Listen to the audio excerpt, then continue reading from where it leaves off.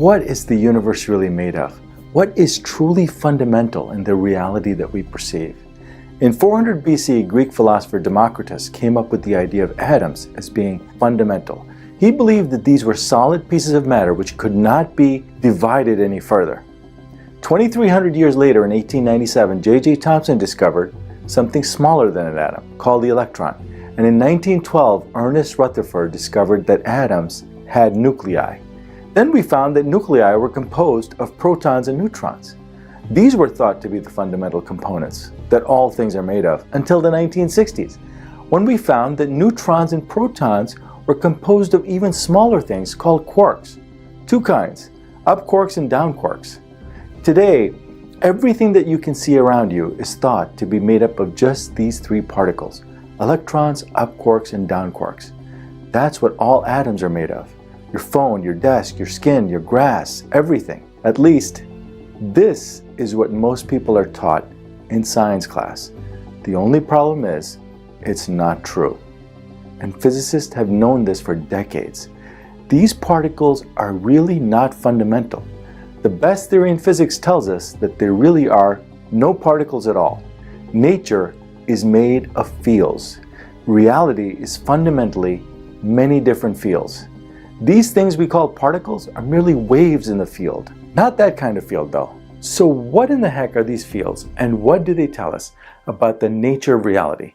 But before we talk about the fundamental nature of the universe, I want to take a moment to tell you about the sponsor of today's video.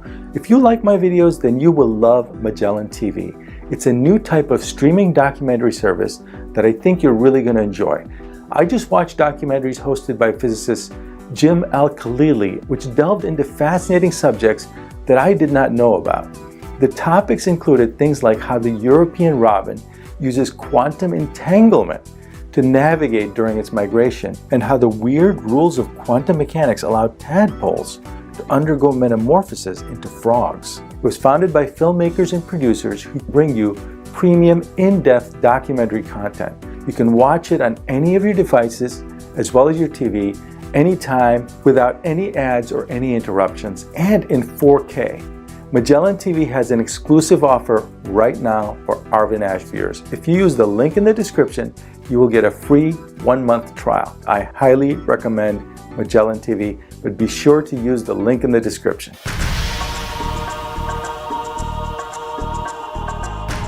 The idea of particles, even the particles that I've talked about numerous times composing the standard model, is not what the universe is actually made of. The particles are fiction. They're convenient representations that are not really the best understanding of the universe today. The fundamental nature of the universe are not particles, but fields. These are fluid-like substances that can be perturbed, they can vibrate and experience excitations. What exactly are fields? Mathematically, a field is something that takes a value at every point in space. They're not really made of anything other than that from a strictly physicist point of view. Think of it this way. If you have a fireplace in a room, the temperature at every point in that room would have a value. This would be a field of temperature. This is analogous to the universe's fundamental fields. And these fields in nature are everywhere. You can't escape it. If you take a strong metal box and remove everything from it, all the gases, all the atoms, all the photons, what will be left in that box? This is what we think of as a vacuum, like the vacuum of empty space. But in fact, this vacuum is alive with fields, and they're constantly moving and changing. The Heisenberg uncertainty principle means that a quantum field cannot sit still. Instead, they're moving and vibrating and changing their value over time. This is a computer simulation of empty space. All the bubbles that you see popping and bursting are perturbations of empty space. Particles are constantly being created and destroyed in this emptiness. But these particles are really excitations of fields that pervade all of space. What you can see in the world around you are excitations of these fields. In fact, all you can see is really only the excitations of 4 of the fields.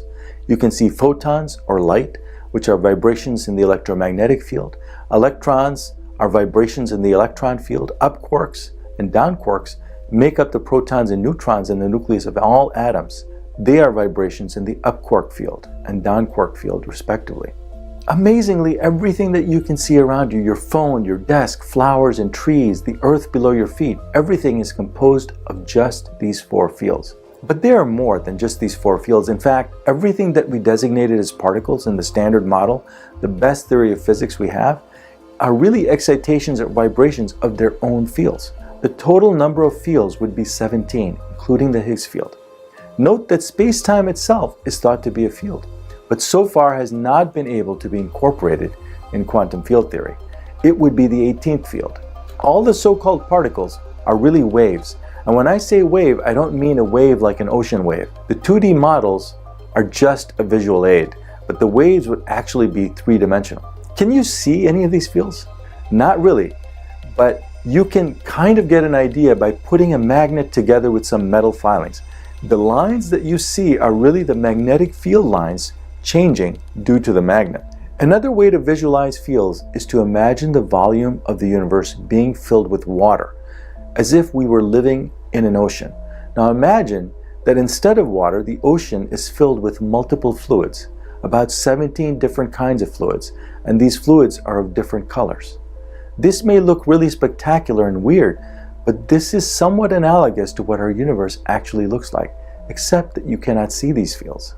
Why is this theory better than the idea of particles? The key thing that this field eliminates is the idea of action at a distance. So for example, in Newtonian gravity, you have to concede that the gravity of the sun somehow affects the Earth, which is 120 million kilometers away. How can something affect something else so far away without touching it? This is action at a distance. Even Newton thought that action at a distance was absurd. He said, "It is inconceivable that inanimate, brute matter should, without the mediation of something else, which is not material, operate upon and affect other matter without mutual contact." Einstein's theory of general relativity eliminated the idea of action at a distance by replacing space with something called space-time, which is a field that pervades all of reality. And he showed mathematically that gravity is really due to a bending of this field of space. Whatever happens anywhere to a particle in space is governed by what is happening in the field near the particle. In order for something to propagate over distances, it has to affect its field locally, then propagate from the local point to another distant point, then affect the field locally at that distant point. This is similar to the way a wave will propagate in water if you throw a rock in it from the rock to the shore and affect sand on the shore. Fields can also explain how particles can be created and destroyed. So for example, when a neutron decays to a proton, an electron, and an antineutrino, how does this happen? Was the electron hiding in there? Where did it come from? Fields have the property that they can give their vibrations or energy away. If you strike the field hard enough, they will affect other fields. So in this decay, the energy of the quark field of the neutron can be transferred to the quark fields of the proton, plus electron field and antineutrino fields. In addition, particles and antiparticles are excitations in the same field. They're just described as equal and opposite excitations of the field. This is represented by two opposing waves. When these waves come together, they annihilate each other. You are affected by these fields every day. When you call someone on your cell phone, you're putting excitations in the field and affecting the electronics within the cell phone of the person you're calling. This is action at a distance in practice, except it's not action at a distance. Your cell phone is creating excitations in the electromagnetic field that is propagating from you to the cell tower and eventually onto the receiver on the other end. But there appears to be a dilemma here because you have learned in school and in my videos too that quantum mechanics is all about discrete things. That's why it's called quantum. But fields are continuous, not discrete. So there appears to be a conflict here between the idea of the discreteness of particles as presented in quantum mechanics and the continuous nature of fields. So how are these two ideas reconciled? The combining of field theory with quantum mechanics is called quantum field theory, or QFT. So essentially, all the excitations of fields happen only in chunks of energy. The energy of the wave is determined by the mass of the particle. What is a mass? A mass of a particle is just the energy needed to vibrate its field. Energy, if you recall, is equivalent to mass using Einstein's famous equation, E equals mc squared. The field will simply not accept energies below a certain threshold. Once you tap the field hard enough, however, a particle is created. This discrete unit of energy that the field can accept is what we call the rest mass energy of the particle in a field. It is the fundamental amount of energy that must be added to the field in order to create a particle. So for example, one electron is created when an electron field is excited by 0.511 mega electron volts, which is the mass of one electron. If you add energy equivalent to 0.4 mega electron volts, no particle gets created. If you put in 1.1 mega electron volts, then 2 electrons get created, and so on. This works for all the particles. All the electrons in your body and my body are waves in the same underlying field. The field is fundamental. The electrons are not. Also present in this room and your room are the up quark field and the down quark field. And all the atoms in your body are composed of particles which are ripples in these 3 fields. It's the same field that you, I, and everyone on Earth is in. In fact, it's the same field that all the other planets and the sun is in. We are basically composed of ripples in the same 3 fields everywhere in the universe. Now, there's no indication that ripples in my field can communicate with the ripples in your field, but it's one continuous field and everything is connected to it. Fields don't tell us everything though. It does not tell us what dark matter is, what dark energy is, or how the Big Bang occurred, or why there is more matter than antimatter in the universe. So there's still work to be done. Now, how are waves in the field related to the probability waves of quantum mechanics and the Schrödinger equation? When we say that an electron is a particle with a position and velocity, this is wrong. And it's not because we can't measure its position and velocity, it's because there's no such thing as a position and velocity. All there is a wave function. It is spread all throughout space, and it only tells us what the position and velocity will be if we choose to measure it. So for example, the shape of the electromagnetic field is the wave function of photons. The shape of the electric field is the wave function of electrons, and so forth. The wave function is what really exists. And when you observe the electron, you don't see the wave function because the wave function has collapsed into a discrete value. This can be predicted by Schrödinger's equation. The fields are vibrating and modulating, but when you measure them, they resolve into individual packets of energy called particles. So quantum mechanics says that fundamentally, reality is different when you measure it versus when you don't. Every particle in the universe is a tiny ripple in the underlying field, molded into a particle by the machinery of quantum mechanics. The quantum fields vibrating at every location in space and throughout time are the fundamental building blocks of nature. So the age-old question of whether light is a particle or wave can be answered. They are waves. A particle is just what manifests when we measure the wave. Who discovered fields? It should be noted that Michael Faraday came up with the idea and actually used the word field in his notebook in 1845. Are fields a real thing, or are they just mathematical constructs? Even though a field is made of no substance that physicists know of, fields are considered real physical stuff.